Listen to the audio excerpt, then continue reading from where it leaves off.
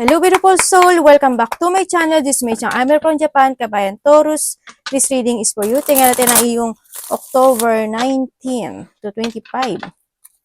Maraming salamat muna sa mga subscriber, new subscriber, cross-watcher, at sa mga bagong pasok dyan. Welcome na welcome kayo sa bahay ni Ate Aimee. Salamat din sa nakataba ng puso ninyong mga comments. At sa mga nagpa-personal reading, marami pong salamat. Kung gusto nyo na energy nyo lang talaga, ang gusto nyo makuha natin, all the details para sa personal reading is in description below. General reading tayo, Taurus, kunin mo lang ang sayo at itapon ang hindi naman sayo. Maaring vice versa, energy mo, energy ng person mo, energy ng malapit sa puso mo, nangyayari or mangyayari pala. Use your own intuition, lawakan nyo ang inyong isipan, energy reading, ano man ang gender mo, ano man ang edad mo. Tingnan natin ang energy mo. Lagi nyo tatandaan na kayo pa rin ang makapagpapabago ng inyong buhay. Wala sa baraha at kung kanino man. Energy ni Taurus this week.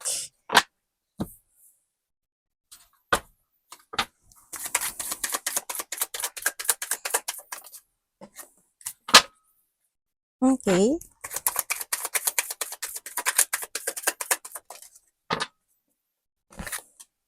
Okay. Ang energy mo this week, happy. Ibig sabihin, ay merong achievement. Wala ka man umalit yung achievement mo, may nangyaring happiness or may achievement, may reward. Ibig sabihin, merong, sa iba dito, ano to, maaring may nangyari in the past na maaring na ngayon is nagkaroon ng recovery. Ganyan. Yan ang nakikita ko dito. Nagkaroon ng recovery, may reward kang matatanggap, happy yung energy mo, stable, and you feel joy, and there's a fun situation ako nakikita sa'yo. Energy mo rin, meron ka daw meron kang mga asikasuhin, may aayusin ka, meron kang either kukumpunihin, aayusin, parang gano'n. Pwedeng relationship, pwedeng bahay, pwedeng sa trabaho, pwedeng, may mga ganun. Ako nakikita sa'yo. Or pwedeng kung sa relasyon to, maaring nagkaroon ng pagsasaayos, kung nagkaroon ng hindi magandang sitwasyon in the past, ganyan, pamilya man yan, or nagkaroon man ng gusto at kung saan aspeto ng buhay mo yan is ngayon is nakita ko nagkaroon naman ng recovery. And also, sa iba sa inyo is, you're fooling yourself in a situation to recover, parang ganon. Ako nakikita sa'yo. May gagawin ka daw. Baka iba sa inyo mag-aayos ka ng bahay. Bahay, relasyon, family, parang gano'n. Yan. Kung ano mang to, nakita ko sa inyo. And syempre, iba, you will enjoy the reward of success because of your effort. Meron kang isang bagay, isang sitwasyon sa buhay mo na binigay mo talaga yung effort mo doon at yun yung magiging reward mo. Maganda energy mo. Ay, may nasa palikod ko. Tingnan natin ang parating sa iyo. Anong parating kay Taurus this week? May mga pagsasaayos. Yung iba ano to? Ano ba to? Merong worst situation na naganap na it's over. Ibig sabihin, tapos na. Matatapos na. Halimbawa, yung bahay mo nasira. Maaring kinukumpini mo yung inaayos mo at ngayon matatapos na. Ganun. Or sasakyan mo, or ano man sitwasyon, pamilya, relasyon, parating sa kanya. Kaya ngayon, nakita ko happy yung energy mo. Ay, ano ba yan? Devil! Just me. Ano ka? Parating sa'yo, devil. Universe, bakit devil ang parating sa kanya? Ano ibig sabihin?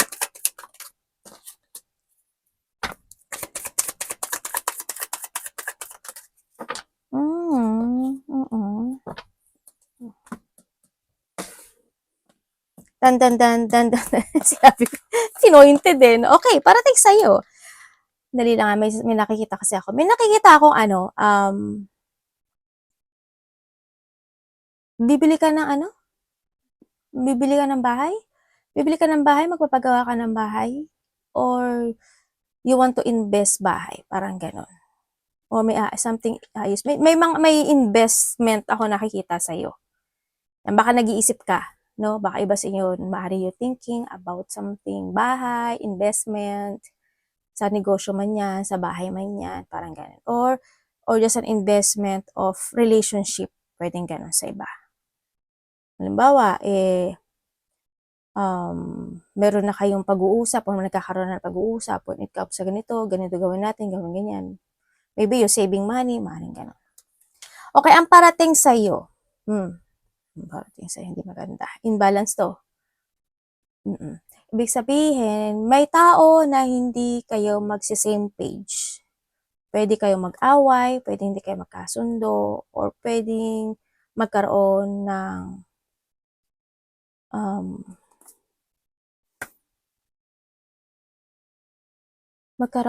sana walang breakup, no? Sana wala namang breakup. Or pwedeng may tao dito na sarili lang niya iniisip niya. Nagiging ano siya, makasarili. Pwedeng ikaw or someone sa buhay mo. Yeah, may tao nagiging makasarili or sakim. Ganun din ang nakikita ko sa inyo. Pagdating naman sa iba sa inyo siguro may taong manggagamit eh. Sana hindi ikaw ito, pero may taong gagamitin ka na o ginagamit ka lang. Ano talaga? Kasi kung titingnan ko dito, maaring kayo is same age or hindi nagkakalaya yung age nyo or bata, mas bata, ganyan. Or maaring ganun. Pwede, kasi andito na kasi devil eh, no? Pwede din kasi siya na na boss, magulang, basta mas matanda, ganun. Nakikita ko dito. May tao dito, basta may tao dito na gagamitin ka lang. Kumbaga, may manggagamit. Diba? Mayroon na ako nakikita na taong hindi magiging equal sa'yo, yun yung mga parating. Either ikaw hindi ka magiging equal sa kanya, or siya ang hindi magiging equal sa'yo. Kumbaga, halimbawa, when it comes to equality is bigay ka ng bigay, patient ka ng patient, unders ka na ng understand. Pero siya, para sa kanya, yung effort na binibigay mo sa kanya, hindi ganun kaano. Parang, yun nga, pagiging makasarili. Diba? Or pwede rin sa trabaho, ganyan. Kumbaga sa trabaho, kahit ibigay mo yung wala pa rin silang tiwala sa'yo. Alam mo yun? Kumbaga, iniisip nila na nagsisinungaling ka o kaya wala lang talaga yung tiwala. At merong hindi pagkakasundo, ako nakikita sa iyo. Yan. May mga hindi pagkakasundo pagaganap ang mangyayari, maaring magkakaroon ng mga unexpected na mga pag-aaway, hindi pagkakaintindihan, magkaroon ka ng depression this week, o kaya may mga separation, pwedeng i-separate mo yung sarili mo, or someone separating you, or aalis ka sa isang sitwasyon, pwedeng ganun. May iba dito, may stuck ka raw. May stuck ka, matatrap ka, ganyan.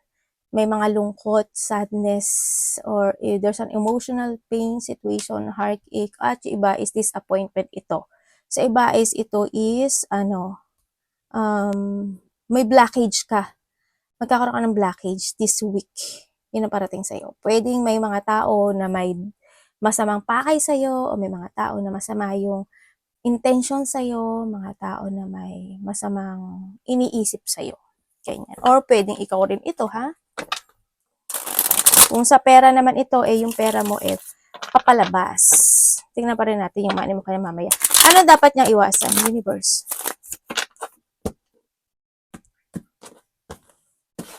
May mga tao na hindi ka gusto dito, no? May mga pagsisinungaling kasi ako nakikita rin eh.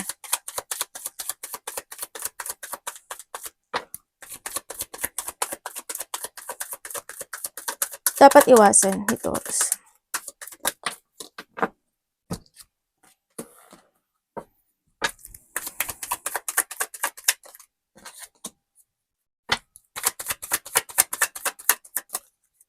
Okay, dapat mong iwasan. Dapat mong iwasan siguro yung hindi ka mag-focus sa sarili mo din.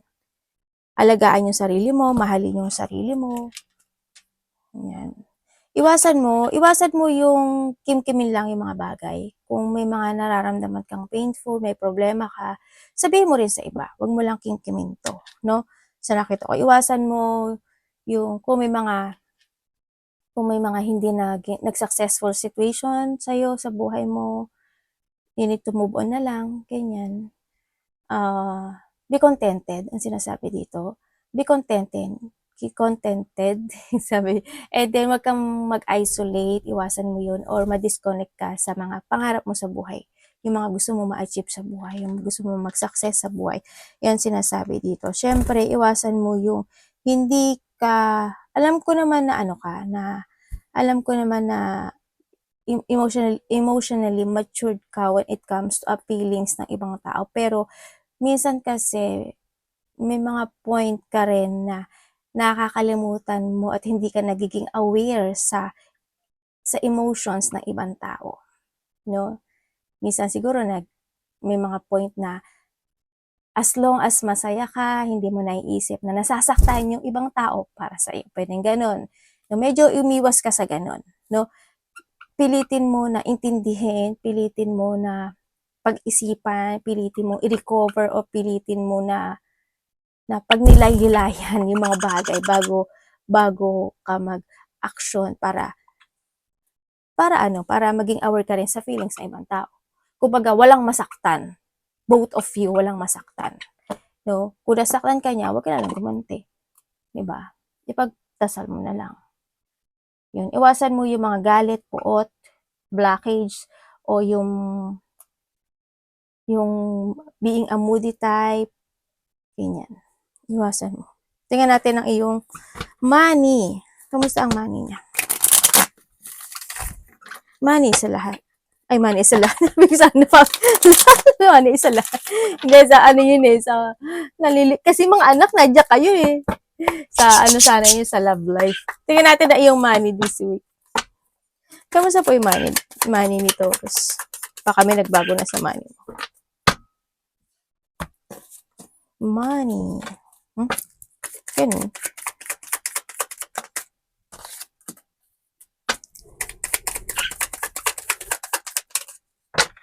Okay, when it comes sa money mo, confident ka naman. Focus ka naman, 'di ba? Focus ka naman sa money mo. Yun nga lang, syempre, may paring iba sa inyo walang ipon. Ganyan. O hindi ganoon kasapat yung ipon niyo. 'Di ba? Pagdating sa money mo, maaaring may hinihintay ka. Ganyan, ako nakikita sa iyo. Pagdating sa money mo, you caring ka naman sa money mo. Yun nga lang ang nakikita ko sa iyo, hindi siya naiipon. Kumbaga, maaring na makaipon ka man, lumalabas siya. Yun ang nakikita ko sa iyo. No? Kaya, you need to learn from the past. May mga bagay ka na kailangan mong baguhin. May mga bagay na kailangan mong, inaano kasi yung tenga ko, parang, alam mo, parang may tagyawat yung tenga ko. Pero hindi naman siya tagyawat, parang butlig lang siya sa gilid. Matagal na to eh, parang, ba't kinuwento ko pa talaga sa inyo yung tenga ko? Yun na nakikita ko dito. Pagdating sa pera is you need to be aware. Kasi, yun nga ang tulad ng sabi ko kanina. May mga bagay lang siguro na kailangan mong, baguhin when it comes to a decision making, when it comes to money mo, baguhin mo. You need to learn from the past. Then may mga bagay na kailangan mo magkaroon ng self-evaluation pagdating sa money. Tsaka, it's time to awake na rin, May mga bagay na kailangan mo mag-awake. May mga bagay na kailangan mo kumilos na. At kailangan na magkaroon ng mga bagong plano, magkaroon ka ng mga bagong strategy pagdating sa pera, magkaroon ka ng mga bagong perspective man yan. You need to sacrifice with something. Kung kinakailangan mo mag-no ka. Kung kinakailangan mo magkuripot ka. Nasa sa iyo yung pera mo yan, di ba? Nasa iyo pa rin yan. Kung gusto mo lang naman, di ba? Don't be a puppet. Di ba? Huwag kang maging puppet. Huwag kang, oo lang ng oo, ate, oo, kuya, oo, mahal ko. Ay, sabay ganun. Pwede ka naman mag-no. Nasa sayo pa rin yan. Don't be a puppet. Okay, ay, Galileo, tingnan mo. Yun sa inyo? Naku po, may mga taong galit sa'yo. Okay, magkakaroon ng, okay, may tao dito na may tao dito na maaring ikaw is sunod-sunuran at nagsusunod-sunuran. Or pwedeng ikaw ito sa kanya vice versa tayo. May tao dito na nagri-ritual sa'yo. Kung titignan mo dito, ganyan. Maaring iba sa inyo nakakarinig kayo ng tenga nyo para nagri-ring.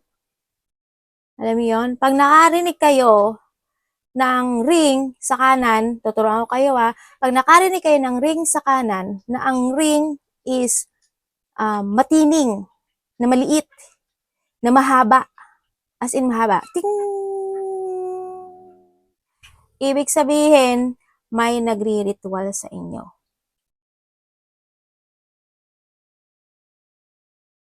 Pag sa kaliwa, iba yon. Sa kanan mo lang siya maririnig. Magkaiba kasi yan eh. Pag kasi basta pag may nagri-ritual matining siya. Mayroon kasing, pag sa kanan kasi, ang mag-guide sa'yo, pag nakarinig ka, ang mag-guide sa'yo is yung taas. Ibig sabihin, binibigyan ka ng warning ng taas na may nagri-ritual sa'yo. Pag sa kaliwa, ibig sabihin, pag nagring ang kaliwa mo, yun ang guide mo sa lupa. Ibig sabihin, either merong kaluluwa or merong spirit na nasa tabi mo, ganyan, or maybe this is your guide, or maybe ibang tao, hindi pala siya tao, kumbaga spirit, ganyan. Tinuruan ko na kayo. Tinuruan nyo lang. Nako, kung ano lang magbayad kayo, joke. Hindi, gano'n para malaman nyo lang. Basta magkakaiba yan.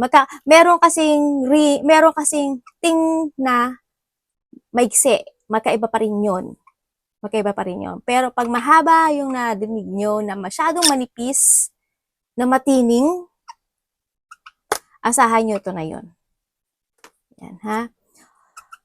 Okay, ibig sabihin, may nagre-reward sa'yo na gusto niya mapasayo ka at gusto niyang mapasunod ka sa kamay niya. Diba? O mapaibig mo siya. Maring ganon.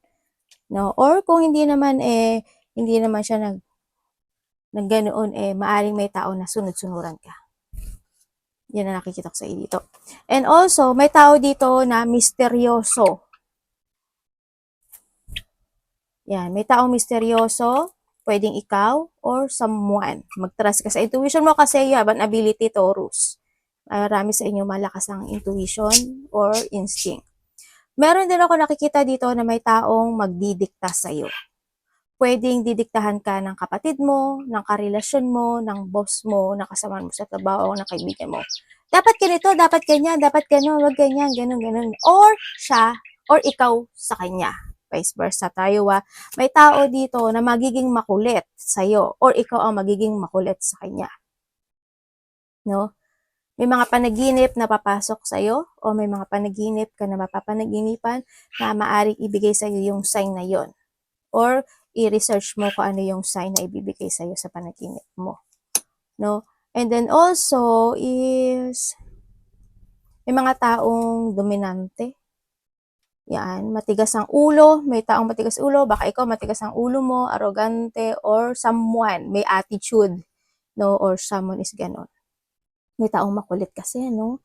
May nagmamagic sa iba, no? Or may sa iba sa inyo is may ceremony na magaganap. Pwedeng, marami kasing klase na ceremony when it comes to a birthday, binyag, may seremonya sa school, seremonya sa, kung may mga namatay, di ba? Pwedeng ganun, na may, padasal? Parang ganun, sa iba sa inyo. Kung ano man yan. Or maybe dumaan ka sa point na naging sunod-sunuran ka sa isang tao na maaring ikaw is niritual o ginayuma or minagic ka niya, no? Or siyempre kung sa inyo ngayon is nandun ka pa rin sa sitwasyon mo na hindi ka pa rin makaalis. Maaring ganun. No? At makakaramdam na kayo ng katamaran. Siyempre may mga satisfaction, kasiyahan pa rin na magaganap. Kung di sa ceremony, may mga ceremony happiness na magaganap sa inyo. Or may tao na kukulitin ka na ganito, ganyan. Yan nakikita ko And then also, baka iba sa inyo, makakaramdam ka na pagtutulog, yung tulog ka ng tulog. Siguro sa pagod na rin yun. Tsaka tapos sa klima, lalo na kung medyo maulan-ulan, di ba? Masarap matulog. Yan, baka makaramdam ka ng mga ganyan sa iba sa inyo. Arigato naman, God bless.